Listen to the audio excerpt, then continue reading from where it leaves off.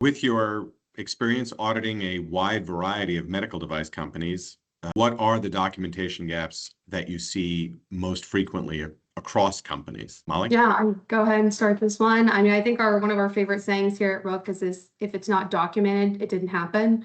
There can be a tendency to want to under-document things, to maybe not, put all of everything out of the closet onto paper, or not putting enough things in documentation. So I think one of the biggest things is just writing everything down that happens, like taking accountability, using your processes for CAPA nonconformance appropriately, and just documenting everything that happens. Some other pretty big common ones, one that seems kind of simple but does have a pretty large ripple effect, is bad documentation practice. So using ditto marks, not filling blank spaces in, having inadequate signature blocks can really lead to a domino effect throughout all your different types of records that causes a lot of issues, and can lose trust from your auditors when you're not having, really solid, dated, signed documentation. Kyle, what have you seen a lot of? Yeah, and I can add on to that as well. I think, with Rook, we work with a wide range of different types of companies, different sizes of companies, right? So with the early stage startup companies, I think it's just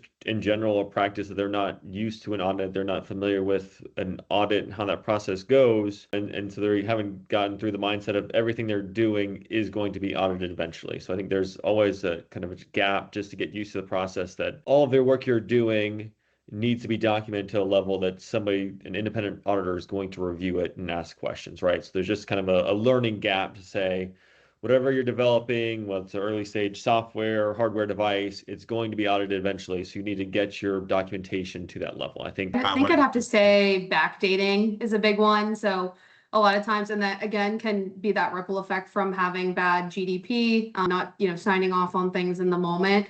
And an operator forgets to sign off on a critical step, and you notice it 2 weeks later, and you go put the date from the day it happened. And if you get, caught in that rabbit hole, it's really going to undermine your auditor's confidence that you're, being honest and truthful.